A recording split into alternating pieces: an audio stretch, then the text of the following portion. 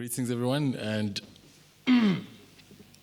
as our Honorable MC has introduced me, my name is Sandile from the SCM unit for eThekwini Municipality. Before we start, I just wanted to see by a show of hands, how many of us that are here, excluding the executives and leaders, have actually got a mentor? By a show of hands. If you are an intern that's here, how many of you have a mentor, someone that you call as a mentor in your line of work? Okay, I see a few hands. It's a simple question, but I'm just saying people are just looking a bit confused. Okay, so let's just say that a quarter of the room has got mentors. Okay, let's just note that. So, in the room again, I just want to ask another question. How many of us are affiliated with a professional body? Okay, I'm seeing 3 hands. Okay. So again, 3 hands, just a reflection on people that are affiliated with a professional body. Thirdly, I just want to find out, by a show of hands, how many people are here that are able to live within the salary that they're earning? Just by a show of hands. Okay. So I'm seeing, again, like 5 hands in the room. So I'm going to come back to why I've asked the specific question towards the end, or within the context of this presentation. I'd like to first of all just thank the CIGFARO leadership team for hosting today's, yesterday and today's event. It's an absolute privilege and honor to be here. I'd also like to thank the other honorable guest speakers that have spoken, the partners that have made today's event a success, and also to the future leaders that are in attendance today. I'm not here alone. I've got 2 of my colleagues that work with me in my team. If they could stand, Nonkuma Hono and Linda Gwala. The reason why I'm asking them to stand is because before we speak of anything that we achieve, it's important to acknowledge the people that make us a success. So behind every successful person and organization, there's a complement of competent staff and dedicated people. So I'd like to just thank you guys for everything that you do for the organization.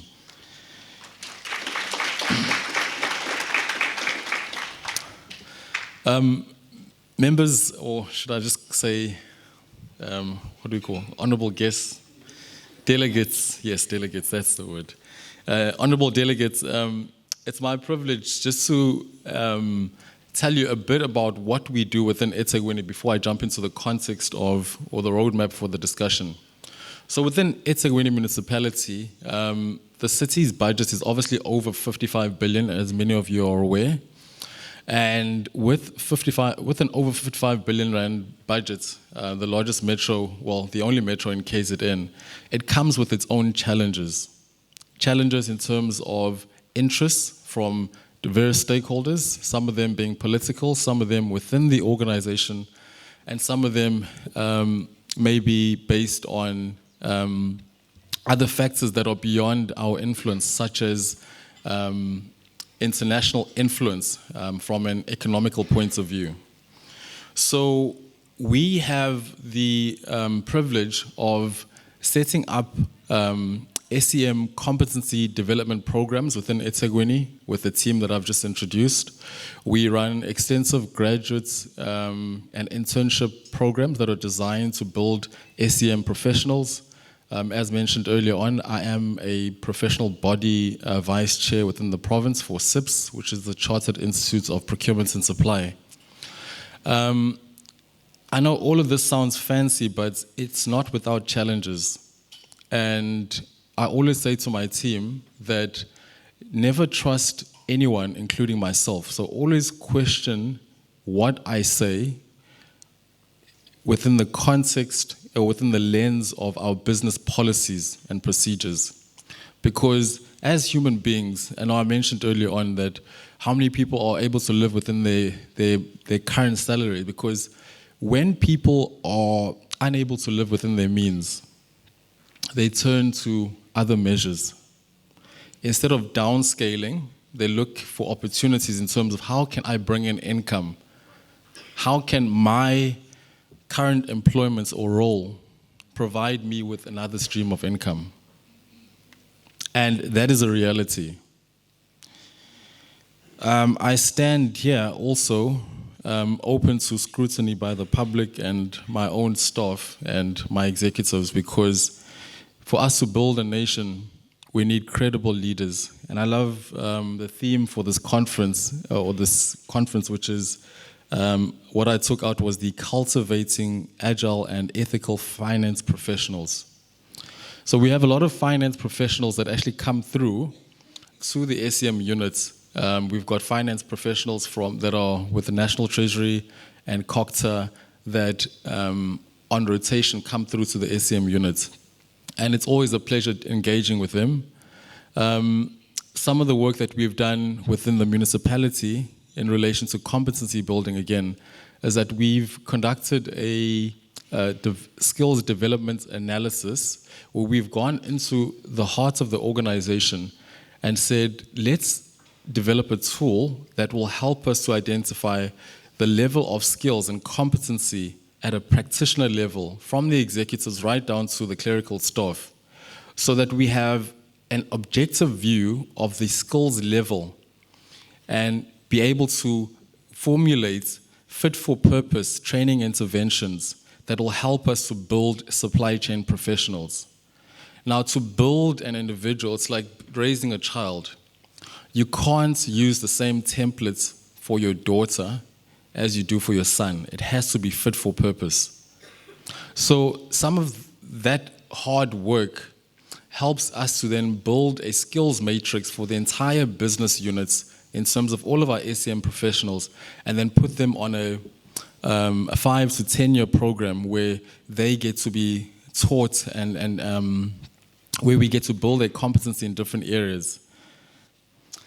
The other aspect that I wanted to mention is that with our graduate program that we run, and this is just a little bit of marketing for eThekwini, is that we insist on ensuring that all of our graduates sign on a code of ethics when they join the organization, that they do disclosures of interest, that we do an induction, that we have a strict performance plan with a dedicated mentor, that resources are allocated prior to the interns being onboarded in the organization. And this is basically to ensure that if we plan correctly and we lead by example, it also builds a culture of excellence, because if we value the interns, they too will see value in themselves. And they'll be able to grow up in a culture of excellence and be able to become better leaders because of the examples that have been set. Okay. We have worked quite extensively with some of the universities, and I've seen Dr. Reddy here from DUT. We've worked with them on their work integrated learning program, which has been excellent. We've taken some of their students who are currently working within our business.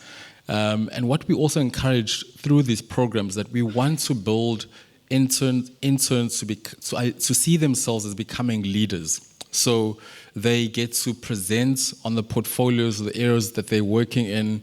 They get trained in interviewing skills so that they're adequately prepared for any opportunity within the organization or the private sector. Because at the end of the day, what we invest into them will one day reap a fruit or benefit for the entire nation. All right, so enough about eThekwini and what we're doing. Let's talk about you guys, because we're here to help you on your journey. So I've just put a short roadmap in terms of what I'll be discussing this afternoon. I'd like to start off by saying that it's very important that in any aspects of life that we understand the context of where we are living. Because without context, we can't prepare and plan for the journey ahead. So if you're planning a trip to Cape Town, a road trip, you need to understand the context of the trip. the weather, the routes, etc., etc. So within the public sector, so once we've done the context, we'll then move on to the Think Global, Act Local. And that basically refers to, there I'm dealing specifically with the perspective, because you can have context in terms of an understanding of your reality, but then you also need perspective in order for you to be effective in life. So my perspective as an SEM practitioner will determine how I excel in my role as a SEM practitioner. And from that, we also need to understand what are some of the growth strategies, what are some of the strategies that I need to adopt as a professional that will enable me to grow and strive despite the context of the business that I work in, despite the context of the economy, the economic states of the nation that I live in. Okay. And then I'll do a Q&A if time permits. All right. So when we look at the public sector, the context of SEM in the public sector, I'm not going to go into theory. I want to speak about context. We need to understand that as a finance professional, that we are working in a highly legislated environment. The context of our business is legislated. Just to give an example, we just had the 2022 preferential procurement regulations that were issued. That impacted on how we do business with the public. And that's just one example of the types and pieces of legislation that actually impact on how we do business as finance professionals. The other aspects of the context in which we do business is that we find ourselves that we are not immune to what's happening globally and at a national level and at a regional level if we look at the SADC region. So at a global level, we're seeing the Russia-Ukraine war and the impact that it has on supply chain practitioners, on finance practitioners, in terms of affordability, in terms of getting goods at a specific time, in terms of logistics, in terms of, you name it, the rates of exchange, etc. We also find that pandemics like COVID-19, which is a global pandemic, the impacts it had on nations, in closing nations to bring nations into a national lockdown and causing some organizations to be extinct and people losing jobs. So that is the context in which we live in, guys. The other aspect is that we find that there are surprising findings that are coming through where people that we may have looked up to, I'm not saying that anyone looked up to Thabo Bester in this room, but if there were people that looked up to, we are finding that people that we may have looked up to are being exposed, and the truth of who they are is actually coming out to the surface. And more revelations are coming through. We are finding that also that business is changing. It's not business as normal. So I think the colleagues that spoke before me spoke about IT and the impacts of digital technology. And we're seeing more and more business moving to digital platforms, which is great. But it also brings about a challenge for those who can't afford to do business online. But there are certain advantages of doing business online, which I'm not going to go into because my colleagues have covered that. So that is the context in which we as finance professionals find ourselves. And the question is, how do we navigate through this context? How do we make an impact? How do we apply ourselves and be effective in what we do? So that's why perspective is important. And that's where I bring in the theme of think global, act local. So as a finance professional, it's very important, and I'm glad that one of the guest speakers, who's a CFO, sitting on my right, we understand the importance of speaking at a high level just to provide context or to tell a story about what is happening. So as a finance professional, we need to build that perspective of being able to describe the context of the business that we are dealing with. So the importance of knowing, I'll just make an example, financial indicators and being able to explain financial indicators within the context of your business is an extremely important skill that we need to have. And it's an extremely important perspective.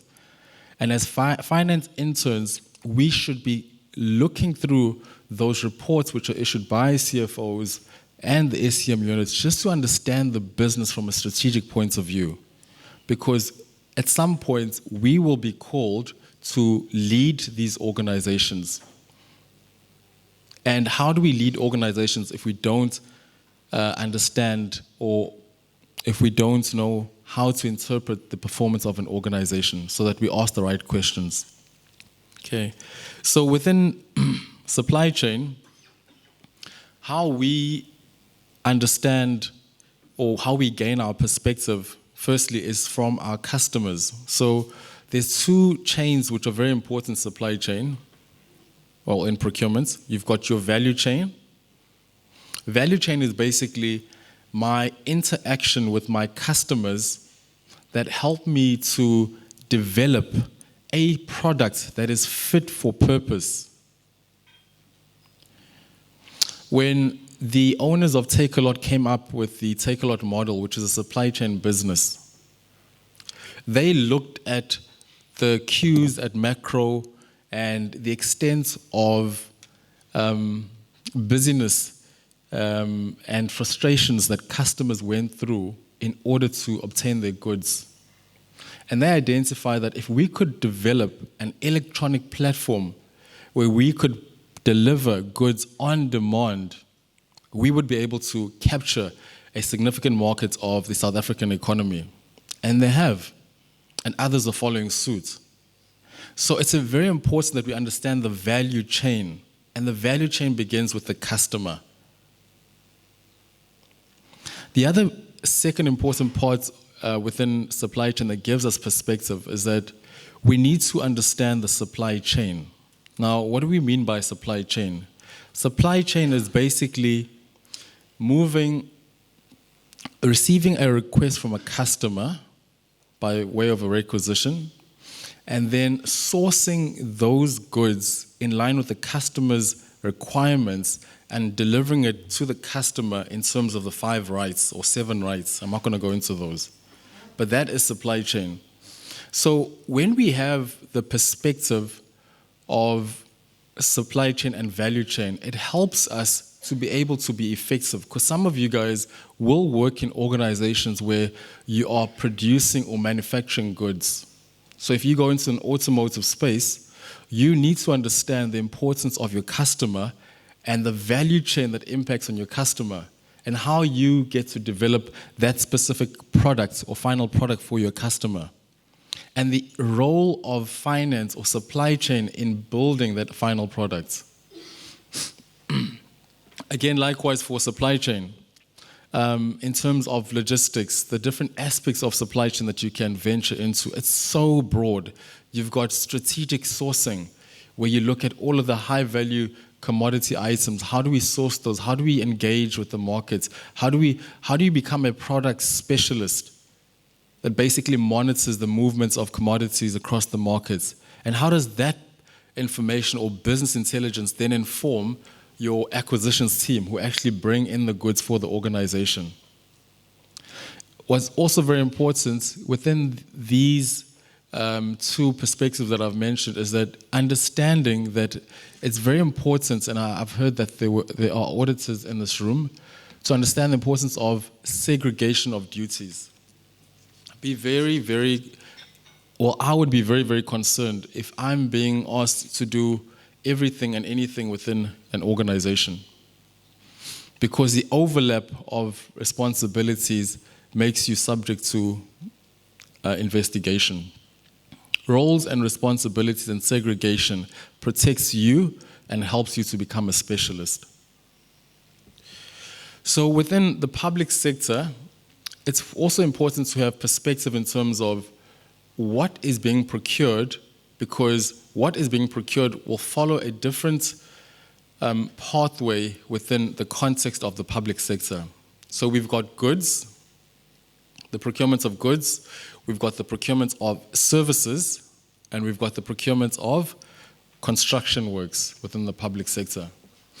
Now, the nature of goods is such that it is impacted by a number of variables that would differ when we look at the price of a commodity. The price of a commodity is influenced by a number of indices and cost drivers which differ from services. And it's important to have that understanding because it helps you in how you approach the best procurement strategy for the organization. So I'll make an example. It's senseless going out to market to appoint someone that's going to manufacture, supply, and deliver bread, and you're looking to appoint one contractor. Why do I say that? Because the market is broad. There's a whole host of competition. So why would you want to confine yourself to one organization? So perspective and understanding of the commodity or the type of procurement you're doing helps you to identify, hey, maybe the best approach is for us to put up a panel of suppliers that will actually provide these goods, and also to promote competition, and also to allow other people to be able to participate and to share or spread the opportunities. Again, services. There's different types of services. You get general services and you get professional services. And the manner in which you manage those contracts is completely different. So it's important to understand what sort of contract conditions help to protect the organization when we're dealing with professional services.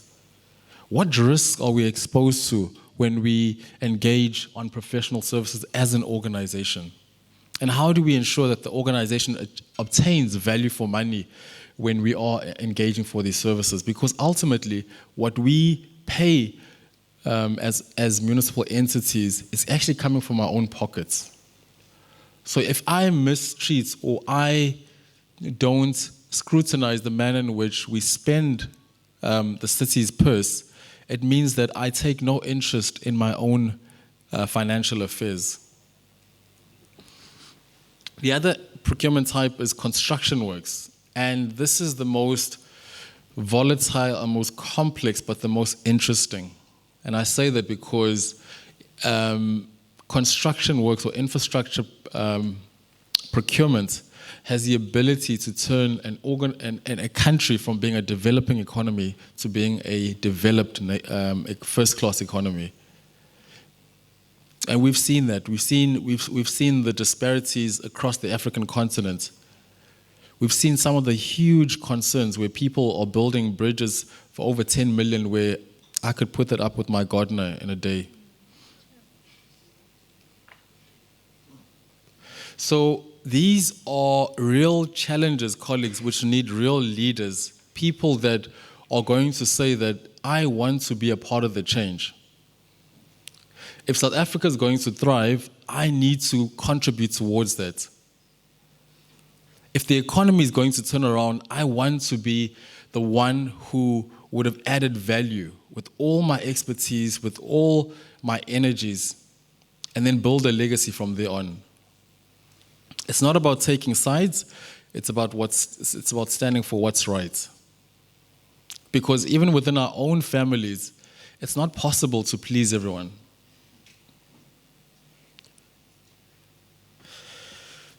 Okay. The next part that I want to speak to about is the growth strategy.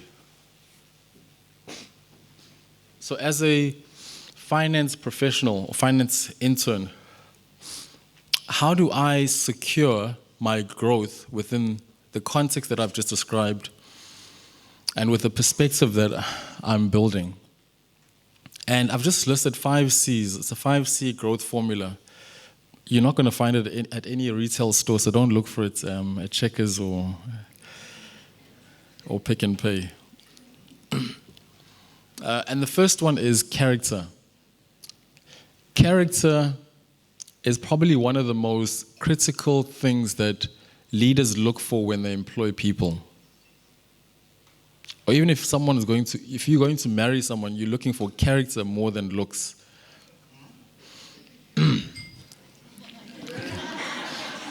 Well, a bit of both. A bit of both at times. But you don't want to be deceived. You need to look for what's gold.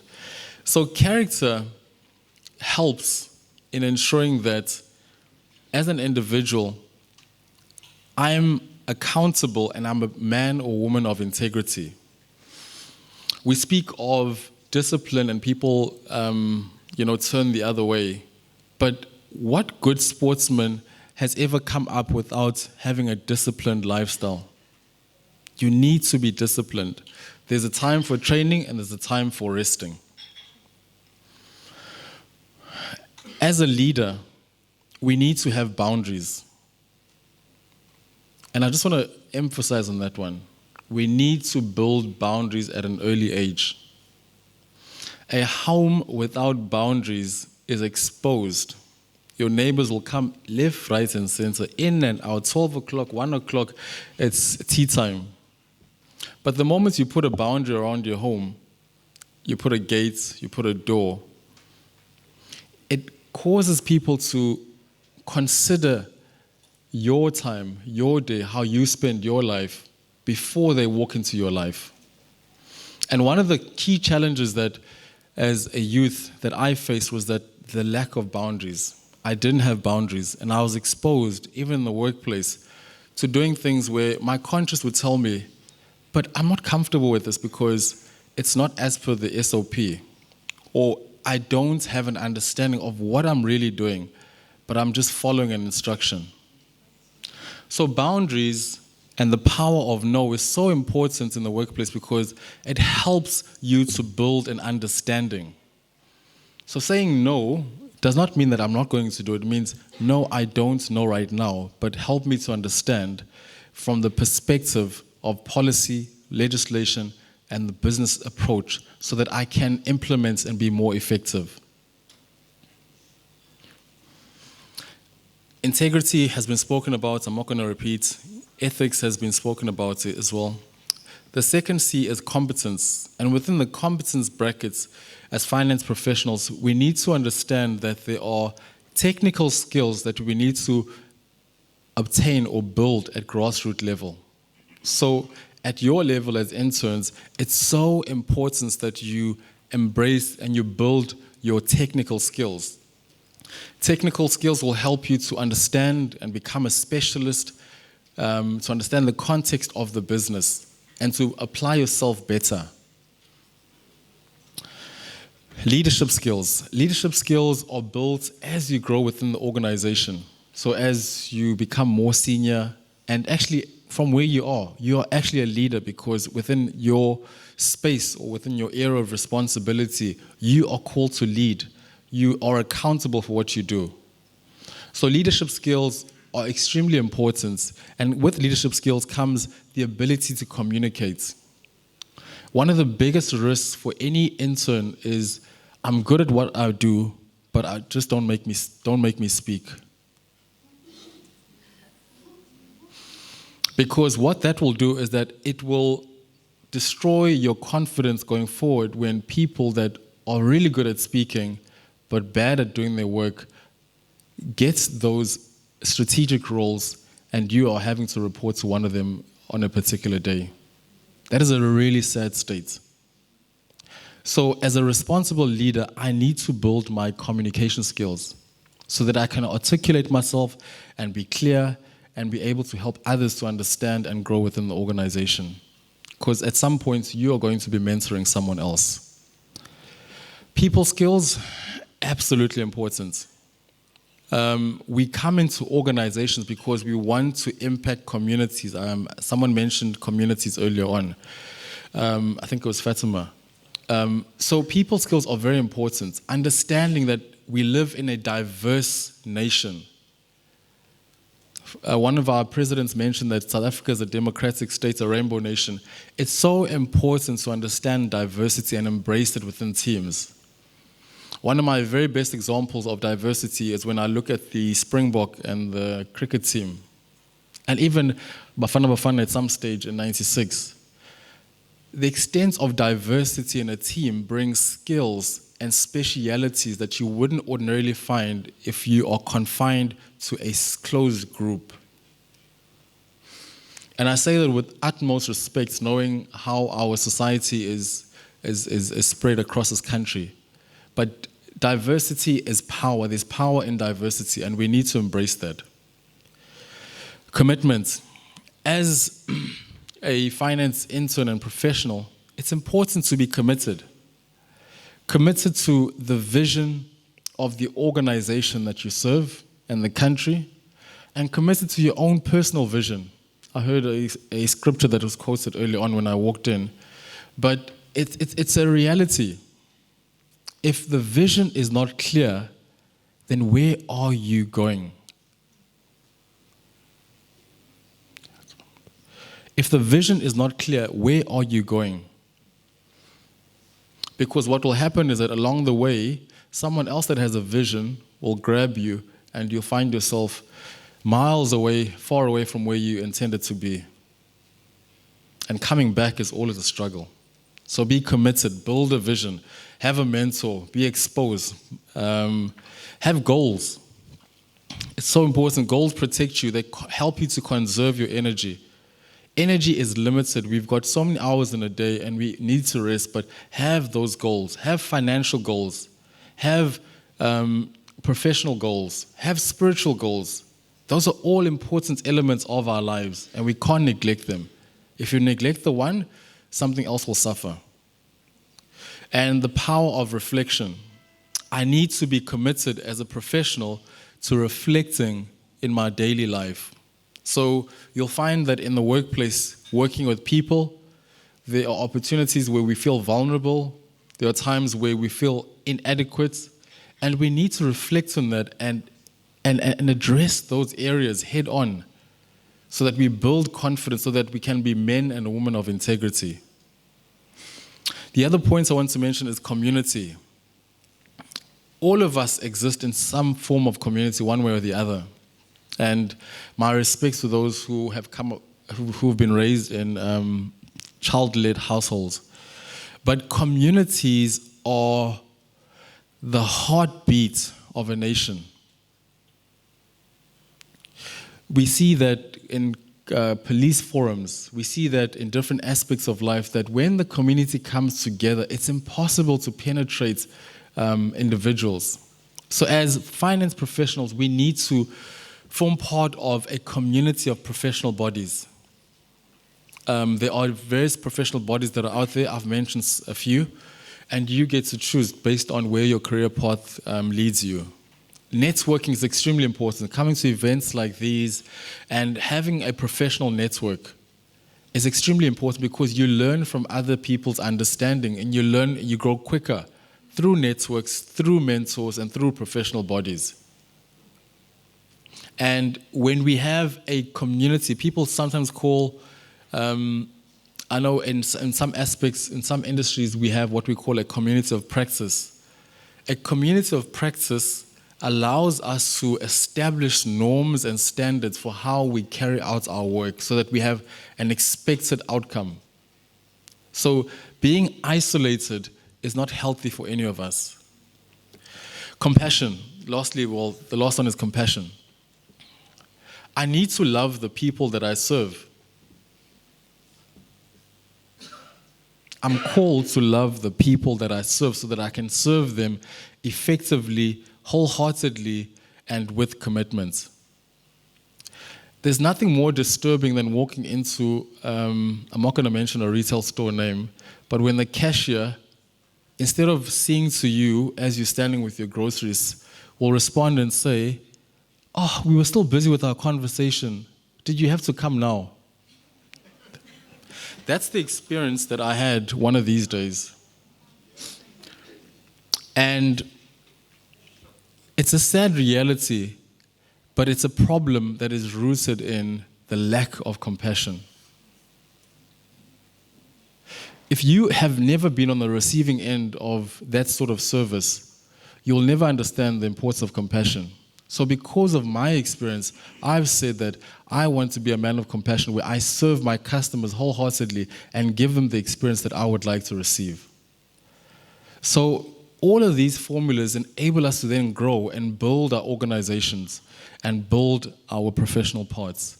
So on that note, I'd like to thank you guys. I've come to the end of my presentation.